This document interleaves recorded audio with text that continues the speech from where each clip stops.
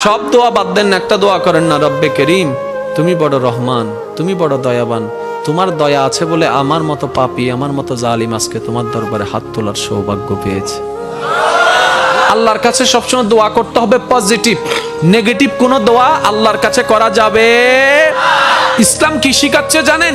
ইসলাম বলে দুশমনের জন্য বদদোয়া করিও না, বরং দুশমনের জন্য তুমি আল্লাহর কাছে দোয়া করো। কিভাবে দোয়া করবা? তুমি রব্বে করিমের দরবারে যখনই হাত তুলবা, নিজের কথা আগে বলবা না, পরের কথা বলবা। আল্লাহ অমুকের দোয়া কবুল করো, অমুকের দোয়া কবুল করো, অমুককে জান্নাত দাও, অমুকের গুনাহ মাফ করে দাও, অমুককে মাফ করে দাও, অমুককে মাফ করে দাও, অমুককে মাফ করে দাও, অমুককে কবুল করে নাও, অমুকের রিজিকে বরকত দান করো। আল্লাহ আমার শত্রুকে সম্পদ আরো বাড়ায় দাও। যখন এই দোয়াটা উপরের দিকে যাবে, রব্বে করিম বলবে, কিরে ফেরেশতা, সে বান্দা নিজের জন্য কিছু বলল না, সব তো পরের জন্য বলল। ফেরেশতা বলবে, আল্লাহ এই বান্দা শুনেছে, তুমি নাকি তার উপর খুশি হয়ে যাও।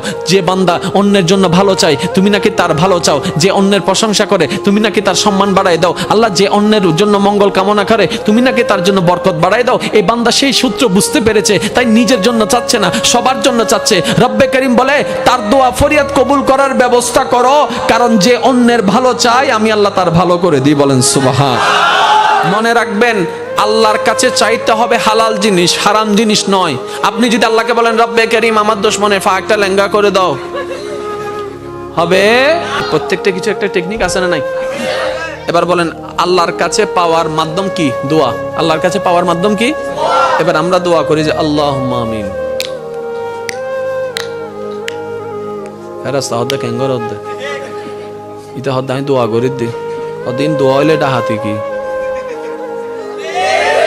এটা যদি দোয়া হয় ডাকাতি কি?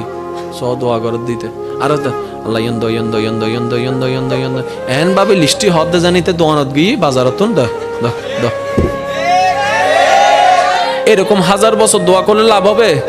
সব দোয়া বাদ দেন, একটা দোয়া করেন না, রব্বে করিম তুমি বড় রহমান, তুমি বড় দয়াবান, তোমার দয়া আছে বলে আমার মতো পাপী, আমার মতো জালিম আজকে তোমার দরবারে হাত তোলার সৌভাগ্য পেয়েছে। আল্লাহ তোমার দয়া আছে বলে আজকে আমি এখানে বসতে পেরেছি। আল্লাহ তোমার কাছে আমার একটা ফরিয়াদ। তখন আল্লাহ জিজ্ঞেস করবে, কিরে এত মায়া করে কথা বলতেছ, আমার কিছু লাগবে? তখন না বলবেন, ওনাকে কিছু বলতেই দিচ্ছেন, আপনি সব বলতেই আছেন। এবার আপনি বলবেন, যখন রব্বে করিম জিজ্ঞেস করবে, বান্দা কিছু লাগবে, তখন আপনি বলবেন, আল্লাহ কিচ্ছু চাই না। তো কিছু একটা চা, আল্লাহ কিচ্ছু চাই না, কিছু একটা চা। এতদিন তো অনেক চাইছিস, লিস্টি বলছিস, আজকে বলবি না? আল্লাহ না, আমার লিস্টি লাগবে না, তো কি চাস? এবার আপনি বলবেন, আল্লাহ আমি শুধু তোমাকে চাই। একটু বুঝেন বুঝেন